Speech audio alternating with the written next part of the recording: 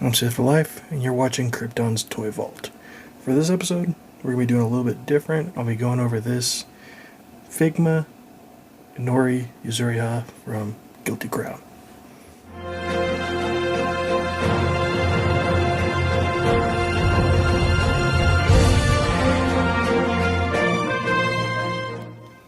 Out of the box, this is what we're looking at.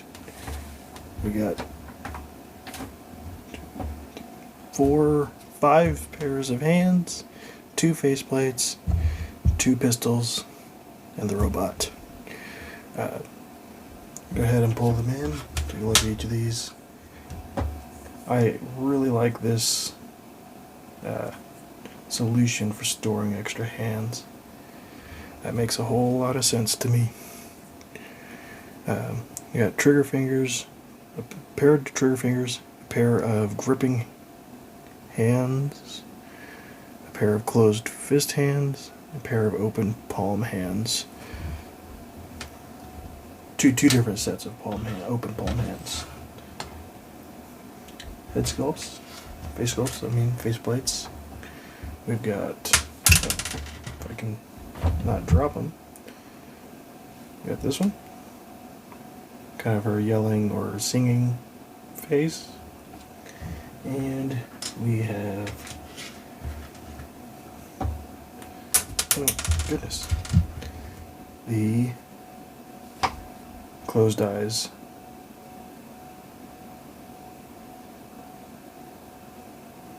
Yep, look good. And then we have the one that's on the figure. Now we also have a pair of Glocks. Actually surprisingly good sculpting for little true 6-inch Glocks. That's fine. The other one's a tentacle.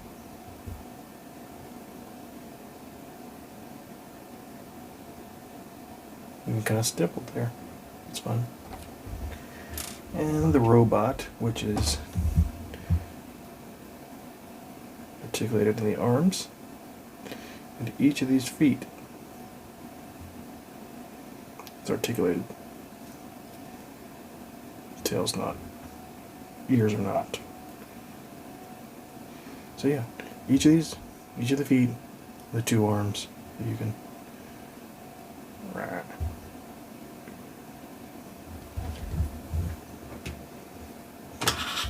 pull in the actual figure.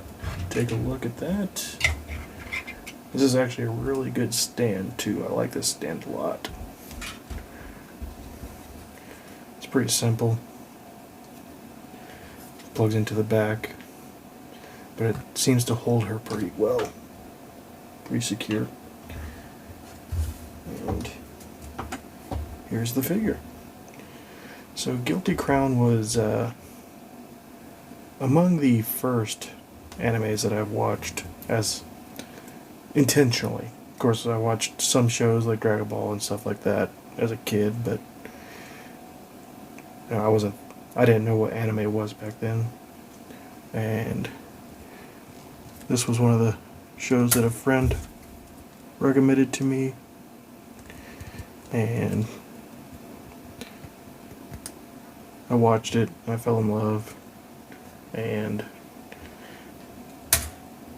it's one of my favorites. It's been one of my favorites since that initial showing, and it's remained one of my favorites ever since.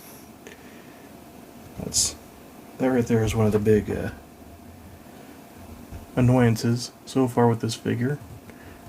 That piece does not stay in, and like that, and that has led to part of the reason that I got this figure. I got it for about half of what it usually goes for, because it's missing 2 pieces. It's missing the front half of this skirt piece, because this is of all the things that are good about this figure, this system is not one of them.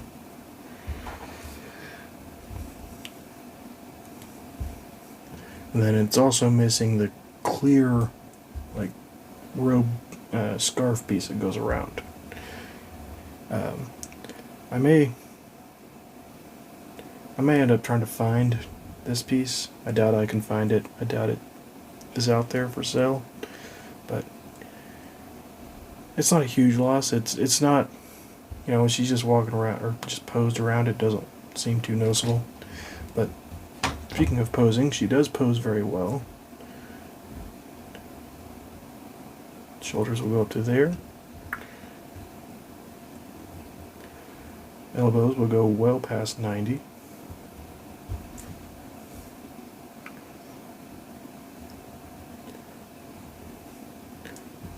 Knees will go well past 90.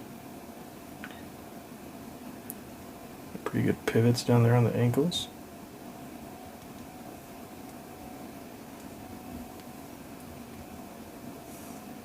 And does have a diaphragm cut, but it's not, doesn't make a huge difference.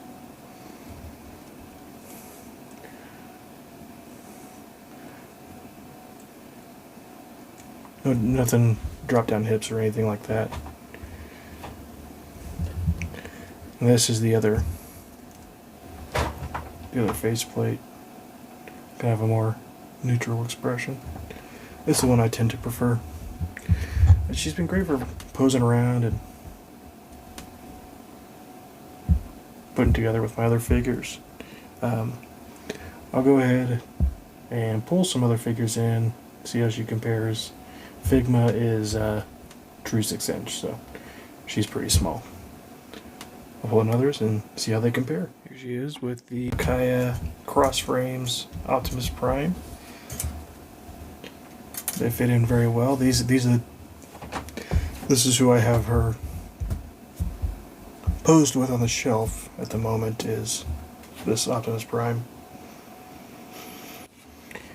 Here she is with the DC icons John and Damien. I really like the way they fit in together. She's supposed to be a little bit older, but it doesn't bother me too much. They fit in very well. And lastly, here she is with the DC McFarlane / DC Direct Batman Beyond and the DC Icons Superman. As you can see, she fits in very well with a true 6-inch scale collection. Again, these two look just about perfect together. I really like their sizing compared, and again, I think she's about right for that Superman. It works great for a 6-inch scale collection. So, yeah. Final thoughts. I really enjoy this figure. Like I said, I got a good deal on it. I ended up paying about $40 after shipping because it's missing those two pieces. But just for posing on the shelf and looking like the character, it does everything I need it to. Would I like it to be complete? Sure. But I also didn't want to pay $80 for it, so yeah, there's a trade-off there.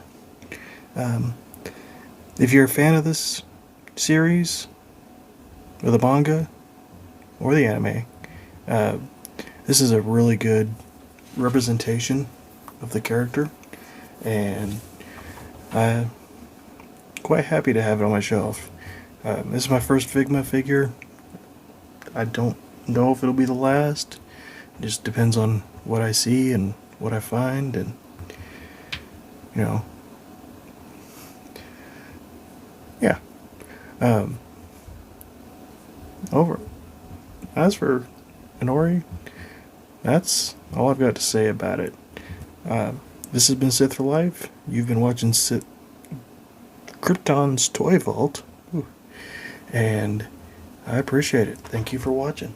Hope to see you next time.